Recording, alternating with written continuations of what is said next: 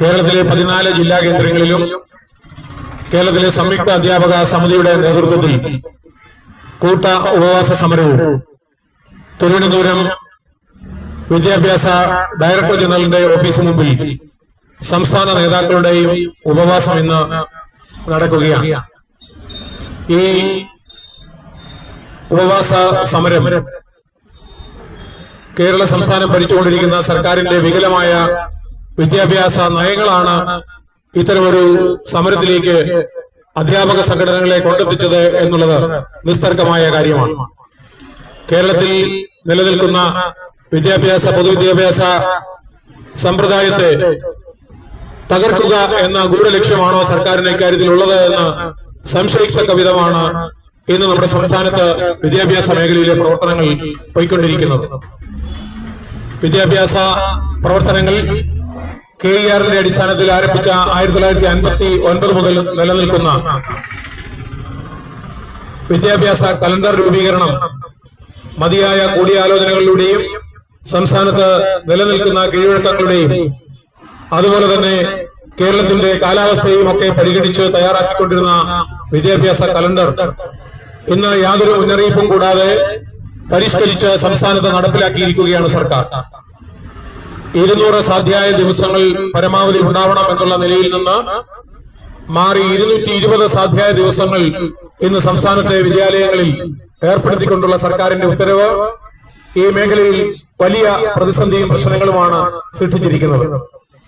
വിദ്യാഭ്യാസ അവകാശ നിയമത്തിന്റെ മറവിലാണ് ഇത്തരം ഒരു നീക്കം നടത്താൻ സർക്കാർ തയ്യാറായതെങ്കിൽ കേരളത്തിൽ ഉള്ള അനേകായിരം വിദ്യാലയങ്ങളിലൂടെ മാനേജർമാരും PTA പ്രസിഡന്റുമാരും ഒക്കെ ഉണ്ടായിരിക്കെ മൂവാറ്റുപുഴ എബനേസർ സ്കൂളിലെ ഒരു സ്കൂൾ മാനേജരും അവിടുത്തെ PTA പ്രസിഡന്റും നടത്തിയിട്ടുള്ള ഒരു കേസിന്റെ ഭാഗമായി അധ്യാപക സംഘടനകളോടും അതുമായി ബന്ധപ്പെട്ട ആളുകളോടും യാതൊരു തരത്തിലുള്ള കൂടിയാലോചനയും നടത്താതെ 2024 ഏപ്രിൽ മാസം 25-ാം തീയതി ഉണ്ടായ ഒരു കോടതി ഉത്തരവിന്റെ മറവിൽ ആരോടും കൂടിയാലോചിക്കാതെ 200 സാധ്യമായ ദിവസങ്ങൾ സ്ഥാപിച്ചുകൊണ്ടുള്ള ഒരു പ്രഖ്യാപനമാണ് സർക്കാരിന്റെ ഭാഗത്തു നിന്നുണ്ടായത്. 2024 മെയ് 25-ാം തീയതി QIP അധ്യാപക സംഘടനകളുടെ യോഗത്തിൽ ഈ വിഷയം വിദ്യാഭ്യാസ മന്ത്രി അവതരിപ്പിച്ചപ്പോൾ ഈ കാര്യത്തിൽ സർക്കാർ കൂടിയാലോചന നടത്താതെ ഏകപക്ഷീയമായി കലണ്ടർ പ്രഖ്യാപിച്ചത് ശരിയല്ലെന്ന് സംഘടന KPSC സംഘടന അടക്കമുള്ളവർ അന്ന് ആ യോഗത്തിൽ ചൂണ്ടിക്കാണിച്ചു. സർക്കാർ ആ കാര്യത്തിൽ യാതൊരു തരത്തിലുള്ള ചർച്ചകളും കൂടാതെ വളരെ തിടുക്കത്തിൽ 28-ാം തീയതി സംസ്ഥാനത്ത് നടത്തിയ വിദ്യാഭ്യാസ കോൺക്ലേവിൽ ഏകപക്ഷീയമായി 220 ദിവസങ്ങളുടെ കലണ്ടർ പ്രാബല്യത്തിലെത്തിയതായി വിദ്യാഭ്യാസ മന്ത്രി അറിയിക്കുകയായിരുന്നു. അന്ന് തുടങ്ങിയിട്ടുള്ള പോരാട്ടമാണ് KPSC-യുടെ നേതൃത്വത്തിൽ സംയുക്ത അധ്യാപക സമിതിയുടെ നേതൃത്വത്തിൽ നമ്മുടെ സംസ്ഥാനത്ത് നടന്നുകൊണ്ടിരിക്കുന്നത്. ഇത് പിൻവലിക്കണമെന്നുള്ള ആവശ്യം ഉന്നയിച്ചുകൊണ്ട് ബഹുമാനപ്പെട്ട കോടതിയെ KPSC-യുടെ നേതൃത്വത്തിൽ സമീപിക്കുകയുണ്ടായി. ഇന്നിപ്പോ ഭരണവിലാസം അധ്യാപക സംഘടന KSTA ഇവിടെ തിരുനക്കര ബസ് സ്റ്റാൻഡ് മൈതാനത്ത് അവരുടെ ജില്ലാ കൺവെൻഷൻ നടത്തിക്കൊണ്ട് ഇതിനെതിരെയുള്ള നീക്കം നടത്തുന്നു എന്നുള്ള വ്യാജേന അധ്യാപക സമൂഹത്തെ വഞ്ചിച്ചുകൊണ്ടിരിക്കുകയാണ്. ഇത്തരമൊരു കേസ് സംസ്ഥാനത്ത് നിലവിൽ നിന്നപ്പോൾ അധ്യാപക സംഘടനകളുടെ ശ്രദ്ധയിൽ ബഹുമാനപ്പെട്ട വിദ്യാഭ്യാസ വകുപ്പ് മന്ത്രി ഒരിക്കൽ പോലും ഇങ്ങനെ ഒരു കേസ് സംസ്ഥാനത്ത് നിലനിൽക്കുന്നുണ്ടെന്നും അതിൽ അധ്യാപക സംഘടനകളുടെ അഭിപ്രായം അറിയിക്കണമെന്നുള്ള യാതൊരു അന്വേഷണവും ആ ഘട്ടത്തിൽ ബഹുമാനപ്പെട്ട വിദ്യാഭ്യാസ വകുപ്പ് മന്ത്രിയോ വിദ്യാഭ്യാസ വകുപ്പോ നടത്തിയിട്ടില്ല എന്നത് പ്രസ്താവ്യമായിട്ടുള്ള ഒരു കാര്യമാണ്. അങ്ങനെ ഇതിൽ കോടതിയുടെ തീരുമാനപ്രകാരമാണ് 220 ദിവസങ്ങൾ നടപ്പിലാക്കിയിരിക്കുന്നതെന്നുള്ള ഒരു വ്യാജമായ കാര്യം മുന്നിൽ വെച്ചുകൊണ്ട് 220 ദിവസങ്ങൾ അടിച്ചേൽപ്പിക്കുന്ന ഒരു സമീപനവുമായി സർക്കാർ മുന്നോട്ട് പോയപ്പോൾ KPSC അതിനെതിരെ കോടതിയെ സമീപിച്ചു. അഡ്വക്കേറ്റ് ജോർജ് കണ്ണന്താനത്തിന്റെ നേതൃത്വത്തിലുള്ള KPSC-യുടെ വാദഗതികൾ കോടതി അംഗീകരിച്ച് സർക്കാരിന്റെ സത്യവാങ്മൂലം സ്വീകരിച്ച് അന്തിമ വിധി പറയുന്നതിന് വേണ്ടി ഈ കേസ് മാറ്റിവെച്ചിരിക്കുന്ന ഒരു സാഹചര്യമാണ് ഇന്ന് സംസ്ഥാനത്ത് നിലനിൽക്കുന്നത്. അധ്യാപകർക്ക് ശനിയാഴ്ച പ്രവർത്തിയെടുക്കുന്നതിന് മടിയുണ്ടെന്നോ അധ്യാപകർ ശനിയാഴ്ച പ്രവർത്തിയെടുക്കേണ്ടവരല്ലെന്നോ എന്നുള്ള വാദത്തെ അല്ല ഇവിടെ നമ്മൾ പരാമർശിക്കുന്നത്. മറിച്ച് സംസ്ഥാനത്തെ പൊതുവിദ്യാലയങ്ങളിൽ 5 വയസ്സ് മുതലുള്ള വിദ്യാർത്ഥികൾ പഠിക്കുന്നു. ആ വിദ്യാർത്ഥികൾ തുടർച്ചയായ 6 പ്രവൃത്തി ദിവസങ്ങളിൽ സ്കൂളിലെത്തി പഠന കാര്യങ്ങളിൽ ഏർപ്പെടുമ്പോൾ മാനസിക ഉല്ലാസത്തിനുള്ള ഒരു സമയം ഈ വിദ്യാർത്ഥികൾക്ക് ലഭിക്കുന്നില്ല. അതുപോലെ തന്നെ 6ാം പ്രവൃത്തി ദിനത്തിൽ സ്കൂളുകളിലേക്ക് അധ്യാപകർ എത്തേണ്ടതില്ല എന്നത് കേരളത്തിൽ നിലനിൽക്കുന്ന KER വ്യവസ്ഥ പ്രകാരമുള്ള ഒരു കാര്യമാണ്. അതിനെ അട്ടിമറിക്കുവാൻ സർക്കാർ തയ്യാറായപ്പോഴാണ് KPSCയെ കോടതിയിലേക്ക് ഈ വിഷയം കൊണ്ടെത്തിച്ചത്. അപ്പോൾ ഈ 6ാം പ്രവൃത്തി ദിനത്തിൽ നടത്തുന്ന ഏതൊരു പരിശീലന പരിപാടിയും സ്കൂളിലെ പ്രവൃത്തി ദിനങ്ങളും ബഹിഷ്കരിക്കുകയും അതിനോട് സഹകരിക്കാതിരിക്കുകയും ചെയ്യുക എന്നത് അനേകം കാലങ്ങളായി അധ്യാപക സമൂഹം ഒന്നടങ്കം സ്വീകരിച്ചിട്ടുള്ള നിലപാടാണ്. KPSCയും KSCയും ഒക്കെ ഈ കാര്യത്തിൽ സ്വീകരിച്ചിട്ടുള്ള നിലപാടുകൾ അധ്യാപക വർഗത്തിന്റെ പിന്തുണ ആർജിക്കുന്നു എന്ന് കണ്ടപ്പോൾ ഇന്ന് ഭരണവിലാസം സംഘടനകൾ CPIയുടെ അധ്യാപക സംഘടന AKSTയും അതുപോലെ തന്നെ CPMന്റെ അധ്യാപക സംഘടന KSTയും അധ്യാപകരുടെ കണ്ണിൽ പൊടിയിടുന്നതിന് വേണ്ടിയിട്ടുള്ള സമരാഭാസങ്ങളുമായി ഇന്ന് രംഗത്ത് ഇറങ്ങിയിരിക്കുകയാണ്. പ്രിയമുള്ള അധ്യാപക നേതാക്കന്മാരെ, നിങ്ങളോട് ഞങ്ങൾക്കൊന്നു മാത്രമേ പറയുവാനുള്ളൂ. അധ്യാപക സമൂഹം കാലങ്ങളായി ആർജിച്ച് നേടിയെടുത്തിട്ടുള്ള ഈ സഹനപാതയിലൂടെ സമരപാതയിലൂടെ നേടിയെടുത്തിട്ടുള്ള ആ അനുബന്ധങ്ങൾ സർക്കാരിന്റെ കയൽക്കൽ കൊണ്ട് അടിയറവയ്ക്കുവാൻ നിങ്ങൾ തയ്യാറായാൽ കാലം നിങ്ങളെ തീർച്ചയായും എന്ത് പേര് വിളിക്കും എന്നുള്ളത് ഞങ്ങൾക്കറിയാം. കരിങ്കാലിപ്പണി കാണിക്കുന്ന വഞ്ചനാപരമായ സമീപനം സ്വീകരിക്കുന്ന നിങ്ങളെ കാലം കണക്ക് പറയിക്കുമെന്ന് മാത്രമേ ഇക്കാര്യത്തിൽ ഞങ്ങൾക്ക് സൂചിപ്പിക്കുവാനുള്ളൂ. അതുപോലെ തന്നെ നമ്മുടെ സംസ്ഥാനത്തെ ഹയർ സെക്കൻഡറി വിദ്യാലയങ്ങളും ഹൈസ്കൂളും സെക്കൻഡറി വിഭാഗവുമായി ലയിപ്പിക്കുന്ന ഖാദർ കമ്മിറ്റിയുടെ റിപ്പോർട്ട്, അശാസ്ത്രീയമായ ഖാദർ കമ്മിറ്റിയുടെ റിപ്പോർട്ടിന്റെ മറവിൽ കേരളത്തിലെ ഹയർ സെക്കൻഡറി വിദ്യാഭ്യാസ മേഖലയെ നിഷ്കരുണം തകർക്കുവാനുള്ള നീക്കങ്ങളുമായിട്ടാണ് സർക്കാർ മുന്നോട്ട് പോകുന്നത്. നമുക്കറിയാവുന്നതുപോലെ കേരളത്തിലെ കോളേജുകളിൽ പ്രീ ഡിഗ്രി സംവിധാനം നിലനിന്നിരുന്ന കാലത്ത് ആ പ്രീ ഡിഗ്രി ഡീലിംഗ് ചെയ്ത് ഹൈസ്കൂളുകളിലേക്ക് മാറ്റി അവിടെ ഹയർ സെക്കൻഡറി വിഭാഗം എന്ന പുതിയ വിഭാഗം ആരംഭിക്കുകയും വളരെ മികച്ച നിലയിലുള്ള അക്കാദമിക് സംവിധാനം ഒരുക്കിക്കൊണ്ട് കേരളത്തിലെ ഉന്നത പഠനത്തിനായി തയ്യാറെടുക്കുന്ന വിദ്യാർത്ഥികൾക്ക് കൃത്യമായ പരിശീലനം നൽകുന്നതിന് വേണ്ടി ആരംഭിച്ച ഹയർ സെക്കൻഡറി മേഖലയെ കഴുത്തേരിച്ചു കൊല്ലുന്ന സമീപനമാണ് നിർഭാഗ്യവശാൽ ഇന്ന് പൊതുവിദ്യാഭ്യാസം സംരക്ഷിക്കുമെന്ന് പറയുന്ന സർക്കാർ സ്വീകരിച്ചുകൊണ്ടിരിക്കുന്നത്. അശാസ്ത്രീയമായിട്ടുള്ള ഖാദർ കമ്മിറ്റി റിപ്പോർട്ട് കേരളത്തിലെ വിദ്യാലയങ്ങളുടെ ഘടനയെക്കുറിച്ച് എനിക്ക് നിങ്ങൾക്കും വളരെ കൃത്യമായി അറിയാം.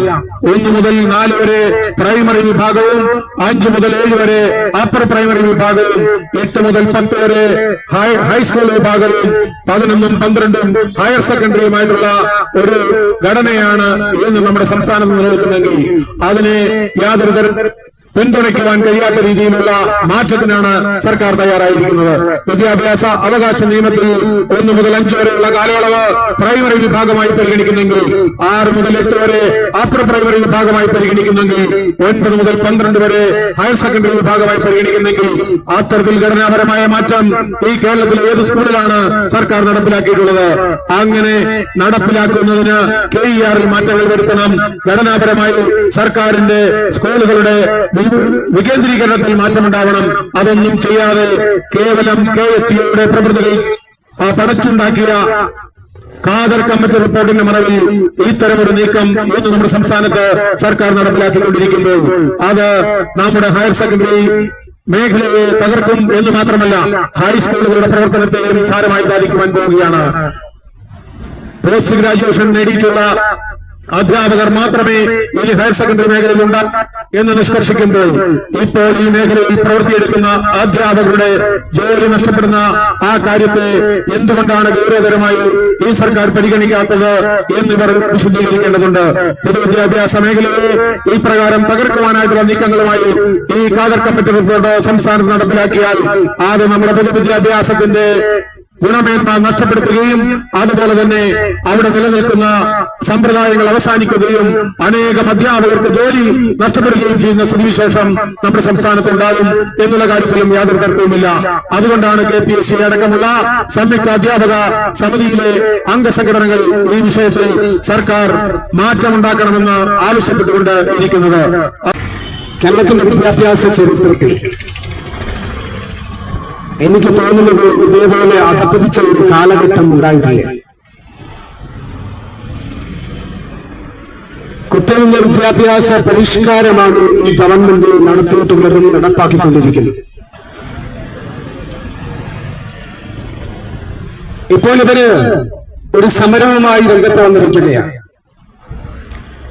KPSTയും KSTയും അടങ്ങുന്ന സംയുക്ത അധ്യാപക പ്രസ്ഥാനം കേരളത്തിന്റെ പെരുവോരങ്ങളെ കീഴടക്കുന്നു എന്ന് മനസ്സിലാക്കിയപ്പോൾ, അധ്യാപകരുടെ കണ്ണും കരളും കവർന്നെടുത്തു എന്ന് മനസ്സിലാക്കിയപ്പോൾ അവര് പുതിയ ഗമ്മിക്കുമായി രംഗത്ത് വന്നിരിക്കുകയാണ്. സമരം വിജയത്തിലേക്ക് നീങ്ങുകയാണ്. സംയുക്താധ്യാപക സംഘടനയുടെ സമരം വിജയത്തിലേക്ക് നീങ്ങുമ്പോ കോടതി പോലും കൃത്യമായ നിരീക്ഷണം നടത്തിക്കൊണ്ട് അതിന്റെ വിജയപ്രഖ്യാപനം ആഘോഷിക്കുവാൻ സംയുക്ത അധ്യാപക സംഘടന സജീവമായി രംഗത്തിറങ്ങുന്ന ഒരു സാഹചര്യത്തിൽ ഞങ്ങളും കൂടി ഇതിന്റെ അകത്തുണ്ട് എന്ന് വരുത്തി തീർക്കാനുള്ള ഒരു വൃത്തികെട്ട ശ്രമമാണ് ഇവർ നിർവഹിച്ചുകൊണ്ടിരിക്കുന്നത്. ഇവിടെ സംഘടനാ നേതാക്കന്മാരൊക്കെയും സൂചിപ്പിക്കുകയുണ്ടായി, അശാസ്ത്രീയമായ വിദ്യാഭ്യാസ കലണ്ടറാണ് ഇപ്പോൾ നടപ്പാക്കിയിട്ടുള്ളത്. നമുക്കറിയാം, അധ്യാപകരൊക്കെയും മഹാഭൂരിഭാഗവും ഈ വിദ്യാഭ്യാസ കലണ്ടറിന് എതിരായ ഒരു സാഹചര്യം നിലനിൽക്കുമ്പോൾ തങ്ങളുടെ താല്പര്യത്തിലെ മണ്ണ് ഒഴുകിപ്പോയിട്ടുണ്ട് എന്ന് കൃത്യമായി മനസ്സിലാക്കി തടയിടാനുള്ള ശ്രമത്തെക്കുറിച്ച് കൂലങ്കഷമായ ആലോചന നടത്തിക്കൊണ്ടിരിക്കുമ്പോഴാണ് നമുക്കറിയാം, ഭരണസ്വരാജേന്ദ്രമായ കളക്ടറേറ്റിന് മുന്നിൽ സംയുക്ത അധ്യാപക സംഘം നിരാഹാര സമരത്തിൽ ഏർപ്പെട്ടിരിക്കുന്നത്. അന്യായമായ ആവശ്യങ്ങളല്ല സമൂഹത്തിന്റെ മുന്നിൽ വെച്ചിട്ടുള്ളത്, ന്യായമായ ആവശ്യങ്ങൾ മാത്രമാണ് ഈ സമിതി സമൂഹത്തിന്റെ മുന്നിൽ, വിദ്യാഭ്യാസ വകുപ്പിന്റെ മുന്നിൽ, മന്ത്രിയുടെ മുന്നിൽ വെച്ചിട്ടുള്ളത്. 200 അക്കാദമിക ദിനങ്ങളായിരുന്നു ഉണ്ടായിരുന്നത്. ഞങ്ങൾ കുറച്ചുകൂടെ മെച്ചപ്പെട്ട രീതിയിലുള്ള ഭരണമാണ് കാഴ്ചവെക്കുന്നത് എന്ന് ജനങ്ങളെ ധരിപ്പിക്കാൻ വേണ്ടിയിട്ടാണ് 20 ദിവസം കൂടെ അഡീഷണൽ ആയിട്ട് അവർ പ്രഖ്യാപിച്ചത്. പക്ഷെ എന്തുവേണ്ടി കലാലയങ്ങളിൽ അധികമായി നടക്കുന്ന ശനിയാഴ്ചകളിൽ കുട്ടികളുടെ വൻ കൊടിഞ്ഞു നോക്കാനുണ്ടായിട്ടുള്ളത്. അധ്യാപകർ പോയിരിക്കും, പഠിപ്പിക്കാൻ കുട്ടികളില്ലാതെ ബെഞ്ചുകളോടും ഡെസ്കുകളോടും സംസാരിക്കേണ്ട അതിദയനീയമായ ഒരു സാഹചര്യം നിലനിൽക്കുമ്പോ തീർച്ചയായിട്ടും അധികൃതർ ഇത് കൃത്യമായി മനസ്സിലാക്കി എന്നുള്ളതാണ് നമുക്ക് മനസ്സിലാക്കാൻ കഴിയുന്നത്. ശുഭകുട്ടി എന്ന വിദ്യാഭ്യാസ മന്ത്രി മനസ്സിലാക്കി വെച്ചത് താൻ തന്നെയാണ് ഏറ്റവും വലിയ മിടുക്കനായ വിദ്യാഭ്യാസ മന്ത്രി എന്നാണ്. ജോസഫ് മുണ്ടശ്ശേരിയെ പോലെയുള്ള, മുഹമ്മദ് ബഷീറിനെ പോലെയുള്ള, നാലകത്ത് സുബ്രിയെ പോലെയുള്ള, TM ജേക്കബിനെ പോലെയുള്ള, അതേപോലെ തന്നെ PK അബ്ദുൾ റബ്ബിനെ പോലെയുള്ള ഒരുപാട് മന്ത്രിമാർ കേരളത്തിൽ വിദ്യാഭ്യാസ വകുപ്പ് കൈകാര്യം ചെയ്തിട്ടുണ്ട്. അവരൊക്കെയും കയ്യടി നേടിയിട്ടാണ് തങ്ങളുടെ ഭരണം അവസാനിപ്പിച്ചു പോയത്. കോവിഡ് എന്ന് പറയുന്ന മഹാമാരി വന്നിരുന്നില്ലായിരുന്നുവെങ്കിൽ കേരളത്തിലെ ജനങ്ങൾ ഇതുപോലെയുള്ള ഭരണാധികാരികളെ കയറ്റി വെച്ചുകൊണ്ട് അതിന്റെ ഭാരം ചുമക്കുമായിരുന്നു. വിദ്യാഭ്യാസ മേഖല ആകെ തകർന്ന് തരിപ്പണമാകുന്ന സാഹചര്യത്തിൽ അതിനെ രക്ഷിക്കാൻ ഒരു മാർഗമേ ഉള്ളൂ. വരുന്ന തെരഞ്ഞെടുപ്പിൽ തീർച്ചയായിട്ടും സമ്മതിദാനാവകാശം വളരെ കൃത്യമായി വിനിയോഗിക്കുക എന്ന് മാത്രമാണ്. എല്ലാ രംഗത്തും തകർന്നെടുത്ത ഒരു സാഹചര്യമുണ്ട്. കാർഷിക രംഗം, വ്യാവസായിക രംഗം, അതേപോലെ തന്നെ സാധാരണക്കാർ സാധനം വാങ്ങുന്ന സിവിൽ സപ്ലൈസ് കോർപ്പറേഷന്റെ നേതൃത്വത്തിൽ സിവിൽ സപ്ലൈസ് സ്ഥാപനങ്ങളിലൊന്നും സാധനങ്ങളില്ലാതെ വല്ലാതെ ബുദ്ധിമുട്ടുകൊണ്ടിരിക്കുകയാണ്.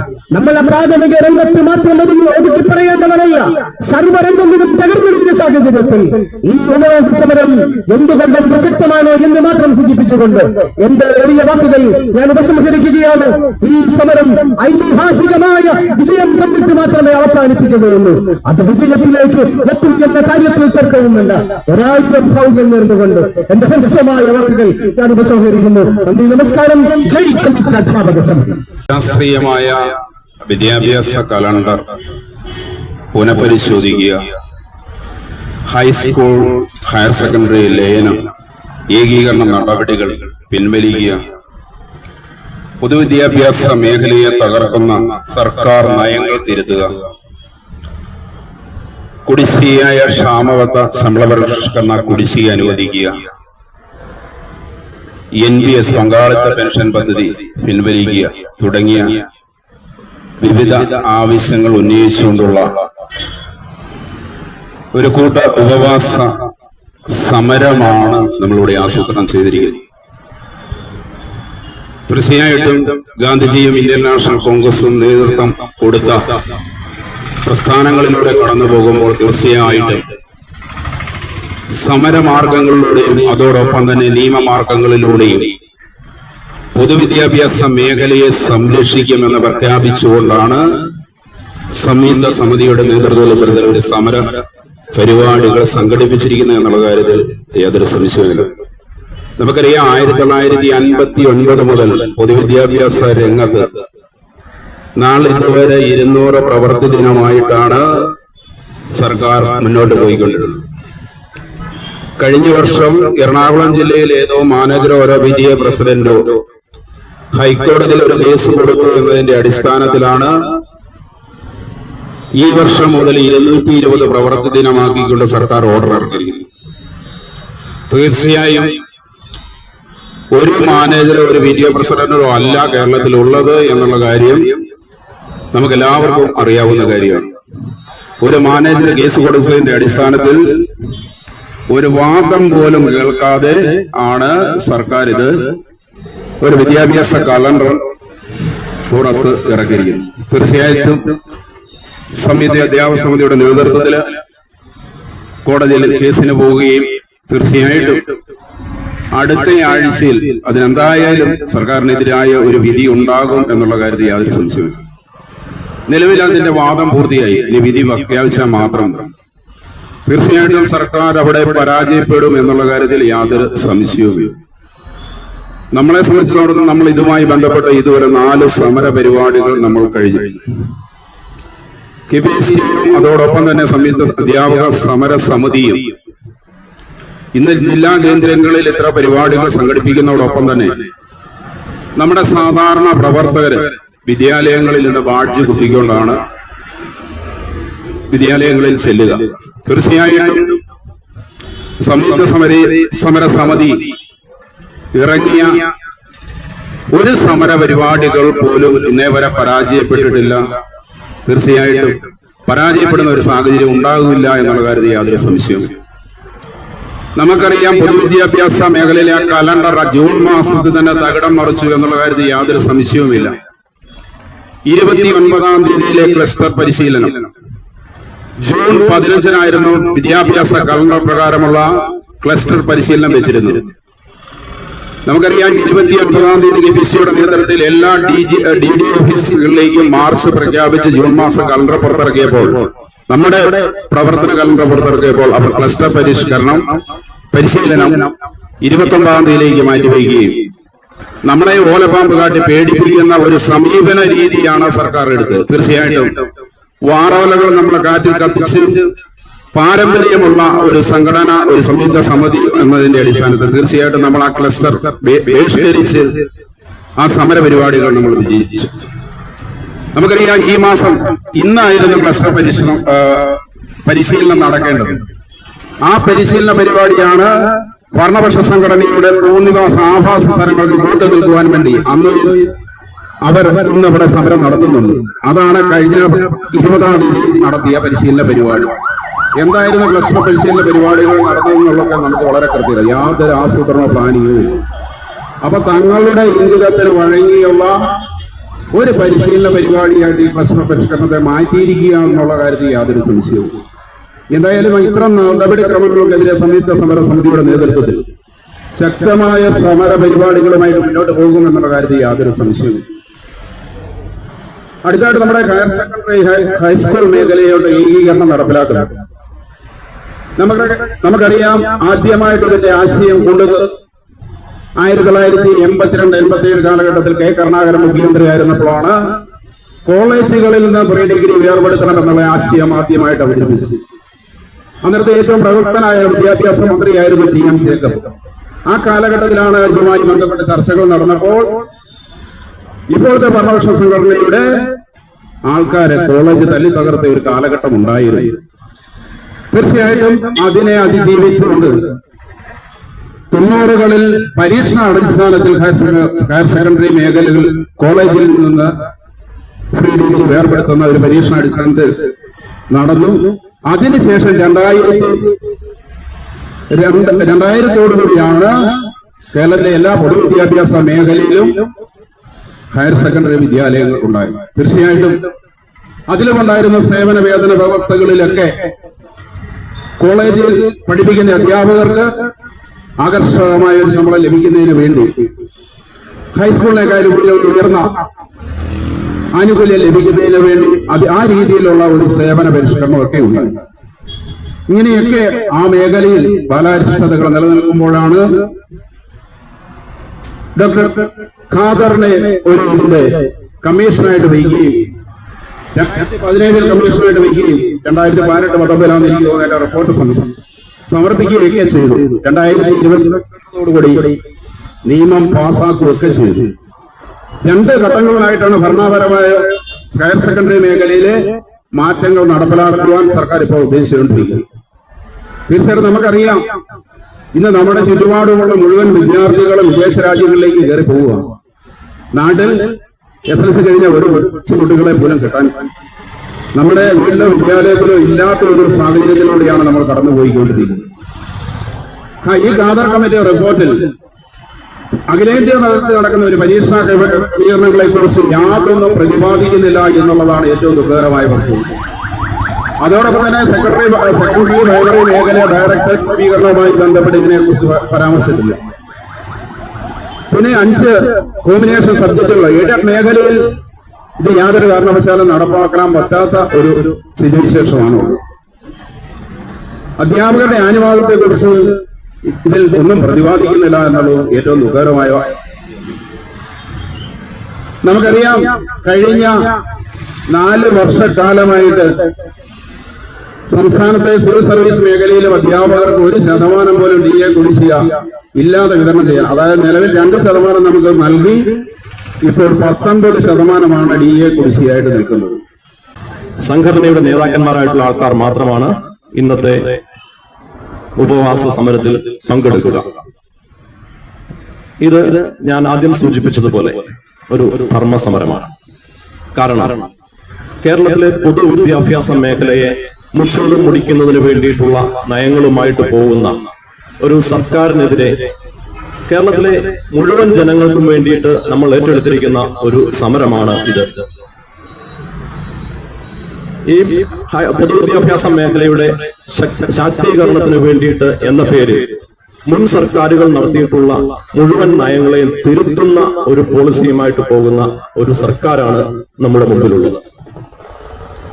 ഉദാഹരണത്തിന് പറയുകയാണെന്നുണ്ടെങ്കിൽ, പൊതുവിദ്യാഭ്യാസ മേഖലയെ ശക്തിപ്പെടുത്തുക എന്നുള്ള ലക്ഷ്യത്തോടുകൂടി 1991 ആരംഭിച്ച് പിന്നീട് 98-2000 കാലഘട്ടത്തിൽ വ്യാപകമായ ഹയർ സെക്കൻഡറി വിദ്യാഭ്യാസ മേഖലയ്ക്ക് ചരമക്കുറിപ്പ് എഴുതുന്നതിന് വേണ്ടിയിട്ടുള്ള ഒരു ശ്രമം സർക്കാർ നടത്തിക്കൊണ്ടിരിക്കുകയാണ്.